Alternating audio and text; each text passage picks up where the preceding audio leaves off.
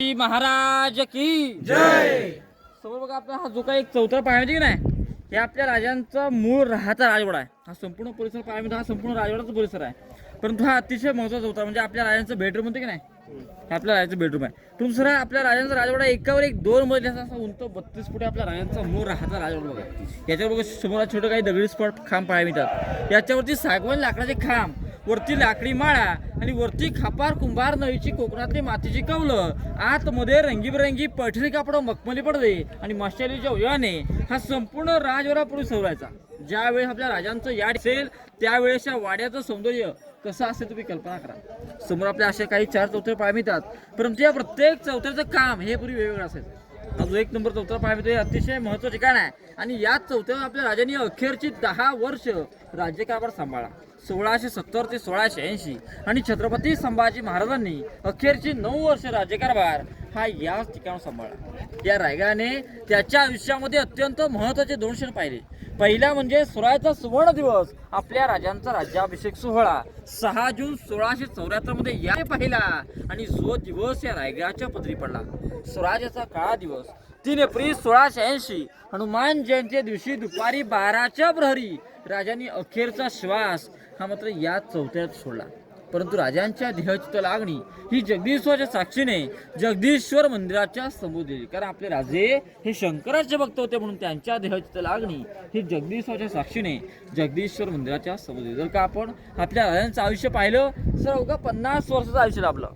19 February 1630 ते 1680 आणि या 50 वर्षाच्या आयुष्यामध्ये राजांनी 350 गड किल्ले जिंकले आणि 18 पगड जातीच्या सर्व लोकांना एकत्र घेऊन हे हिंदवी स्वराज्य निर्माण केलं. आज जर का आपण आपलं आयुष्य पाहिलं तर आपली सर्व वयाची 20 वर्ष तर बालपणामध्ये जातात आणि उर्वरित 30 वर्षाच्या आयुष्यामध्ये आपण आपल्या मर्जीप्रमाणे एक घर देखील बांधू शकत नाही. परंतु राजांनी अवघ्या 50 वर्षाच्या आयुष्यामध्ये हे हिंदवी स्वराज्य निर्माण केलं. आता याच्या पुढे बघा, आता आपण 2 नंबर चौथ्यात उभे आहेत की संपूर्ण बघा हे आपल्या राजांचं स्वयंपाकघर आहे.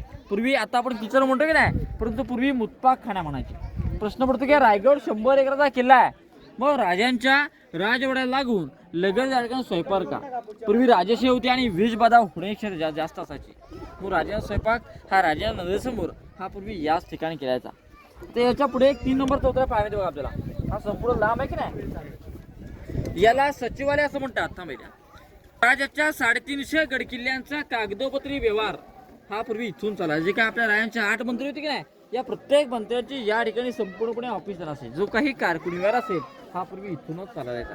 आणि याच्याच पुढे 1 नंबर चौथरा बघा समोर ब्लॅक वाला छोटासा थोडा याच्यापेक्षा उंच बघा, याला दिवाणे खास असं म्हणतात. आणि या भिंतीच्या पलीकडे दिवाणे आम आहे. दिवाणे आम दिवाणे खास अशा 2 पदे असायच्या. दिवाणी आम म्हणजे काय, आम त्यांचा दरबार म्हणजे ते सगळ्यांना एंट्री भरायची, दरबार भरायचा. आणि दिवाणी खास म्हणजे स्वराज्याच्या खास व्यक्तींसोबत किंवा मंत्र्यांसोबत केल्या जाणाऱ्या बैठकीचा हॉल.